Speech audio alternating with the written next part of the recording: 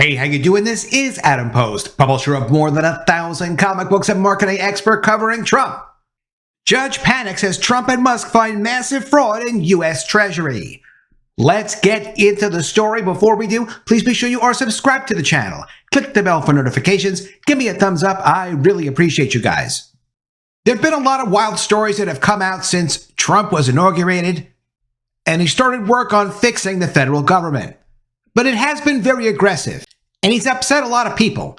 And people didn't realize how quickly Elon Musk could figure out that there was something very wrong going on at the federal government. Musk has been alleging all kinds of crimes and fraud in the federal agencies that he has been essentially auditing with his DOGE team. He just tweeted out there were improper payments at FEMA. Before that, he let the world know that USAID was misusing monies to the point of billions of dollars. He's even claimed, and it seems like he seemed to know what he was talking about, that the US Treasury was sending out payments to known fraudulent entities and even terrorist groups and not checking payments before they were sent out. The system for the US Treasury, as you would imagine, was set up so that payments would be checked before they went out. It was the job of people, career civil servants, to check these payments before they went out. They haven't been checking those payments. And the way the payments are organized, they're not properly categorized, and it almost makes it impossible to audit. Today, a New York judge decided to agree with Democrat attorney generals that Elon Musk, the DOGE team, but even the Secretary of Treasury, appointed by Trump, approved through the advice and consent process, should not have access to the Treasury's payment data. It's like a coup. He said that only civil servants should be able to access Treasury payment information. Now, he didn't directly exclude Donald Trump from accessing the information, and I don't know what Trump will do. I assume he will do something about this, because this is just a panic move, a complete and total panic move from this federal judge in New York. The judge and the people that he must be networked with know that what's been going on in these federal agencies, but particularly the Treasury, this is really just about Treasury right now, is very close to becoming a criminal situation. How can you have missed payments in the millions and billions of dollars and not have that be criminal? Will the Justice Department get involved? Will an investigation be started? Will the judge prevent the Justice Department from looking into these improper payments? The judge doesn't have the authority to do what they're doing. So by definition, that's really a constitutional crisis. Coming from the last refuge, leftist lawfare. Manhattan judge issues emergency order removing Secretary of Treasury, all political appointees, and DOGE personnel from the federal government. Only bureaucrats are allowed in D.C.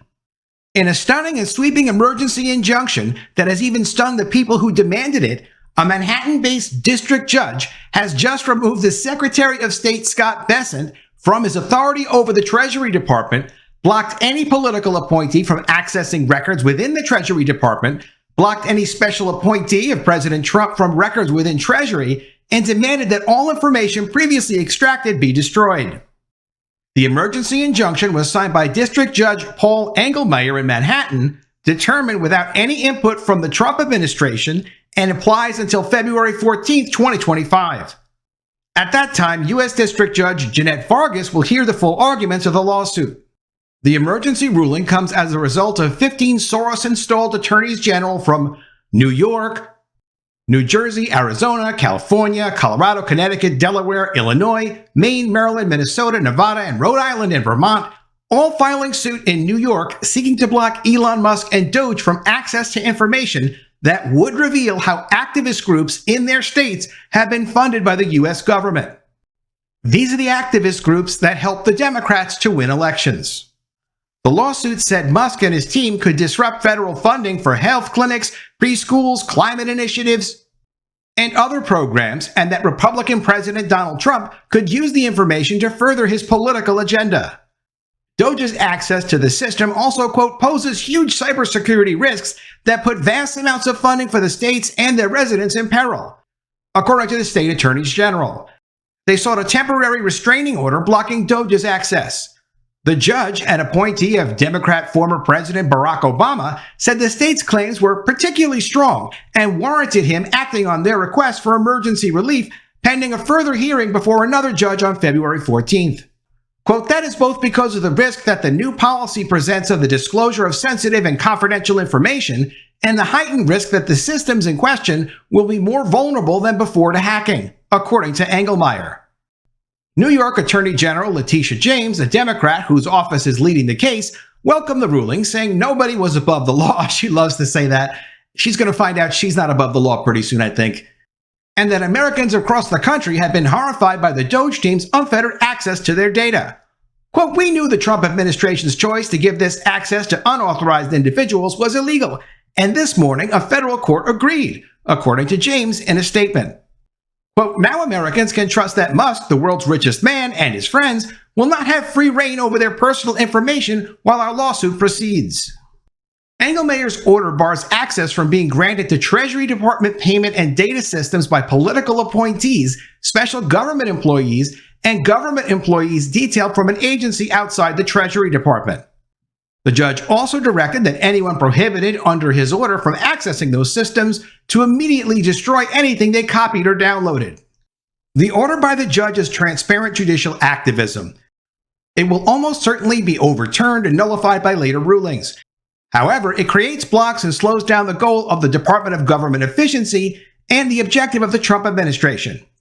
On what basis do states think they can sue the federal government to stop the federal government from auditing federal spending? How can a judge block the executive branch from executing the functions of the executive branch? From within the ruling, quote, restrain from granting access to any Treasury Department payment record, payment systems, or other data systems maintained by the Treasury Department containing personally identifiable information and or confidential financial information of payees other than to civil servants with a need for access to perform their job duties within the Bureau of Financial Services who have passed all background checks and security clearances and taken all information security training called for in federal statutes and Treasury Department regulations. So the unelected bureaucracy is in charge and not the Secretary of the Treasury? That's what the judge says. And from Zero Hedge, we get more specific insight from Elon Musk. Obama-appointed judge blocks Trump administration officials access to sensitive Treasury records, citing cybersecurity risk. The decision was made after 19 state attorneys general sued the Trump administration after DOGE was given access to Treasury records. The attorneys general argued that Musk and DOGE should not have access to such highly sensitive financial data. They claim that the move violates federal law and presents a massive cybersecurity and privacy risk. Quote, defendants' new expanded access policy poses huge cybersecurity risks that put vast amounts of funding for the states and their residents in peril and endangers the personally identifiable information of the states. Elon Musk responded to the controversy on Saturday saying this, quote, to be clear, what the DOGE team and the US Treasury team have jointly agreed makes sense is the following. Require that all outgoing government payments have a payment categorization code, which is necessary in order to pass financial audits. This is frequently left blank, making audits almost impossible. Also, all payments must also include a rationale for the payment in the comment field, which is currently left blank. Importantly, we are not yet applying any judgment to this rationale, but simply requiring that some attempt be made to explain the payment more than nothing. And the do not pay list of entities known to be fraudulent or people who are dead or are probable fronts for terrorist organizations or do not match congressional appropriations must actually be implemented and not ignored. They have a do not pay list and they're ignoring the do not pay list in the United States Treasury and just paying people. He continues, also, it can currently take up to a year to get on this do not pay list, which is far too long. This list should be updated at least weekly, if not daily. The above super obvious and necessary changes are being implemented by existing long-time career government employees, not anyone from DOGE. It is ridiculous that these changes did not exist already.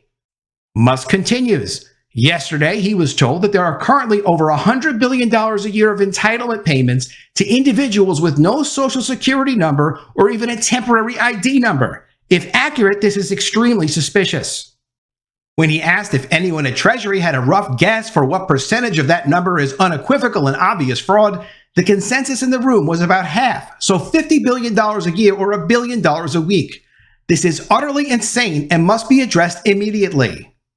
Engelmayer agreed with the state's argument, though, that they will face irreparable harm in the absence of injunctive relief. This decision is the latest in a series of judicial interventions blocking the Trump administration's rapidly unfolding actions to overhaul the federal bureaucracy. Another federal judge in Washington halted a Musk-led initiative to dismantle USAID, the agency responsible for administering foreign aid payments. In recent weeks, judges have also intervened to block Trump's early executive actions, ending automatic citizenship for children born on U.S. soil, pausing federal grants and loans, offering buyouts to federal workers, and sending male inmates who identify as transgender women back to men's prisons. As always, the deep state is the enemy of democracy.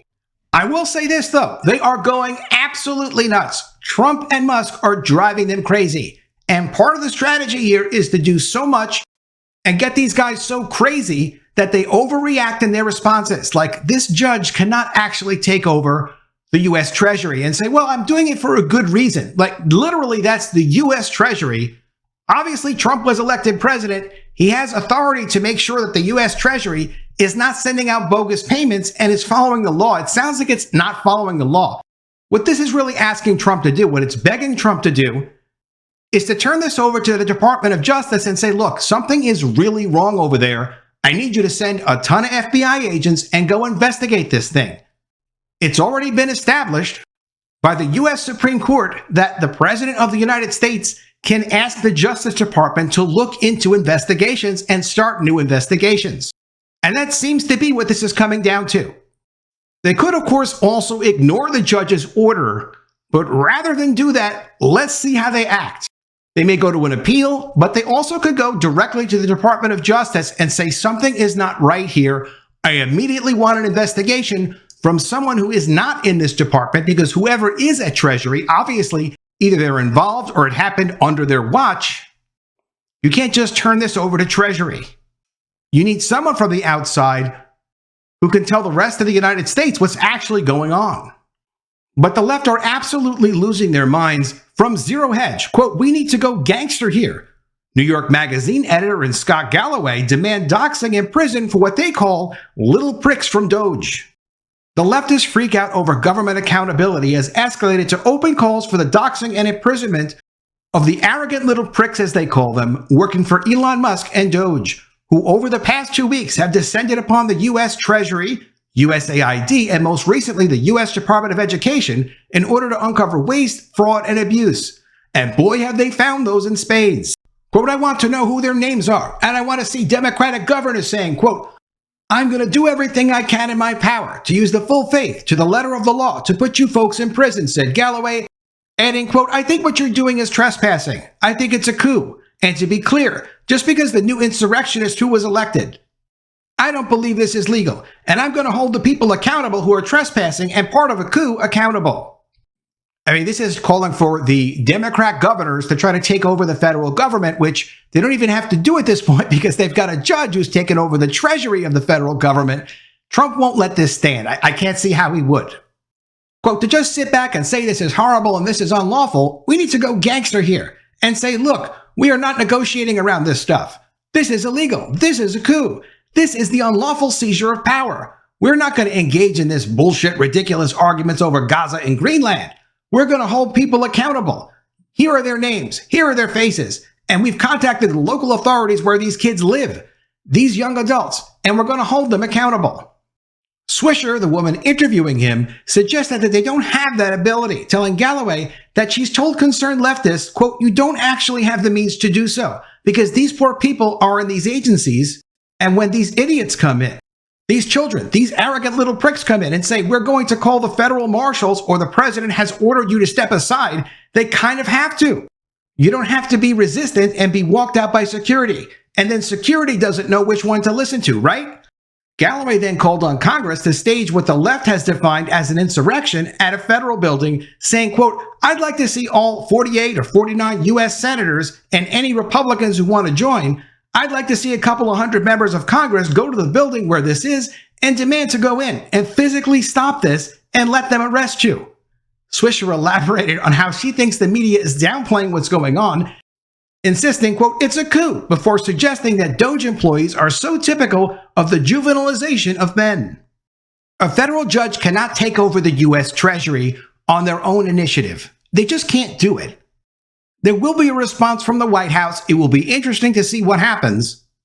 But it looks like the beginning of the end of the determination of, is there a single person who's in charge of the federal government, the executive, or are we supposed to turn control over to whoever the civil servants are and let them do essentially whatever they want to do?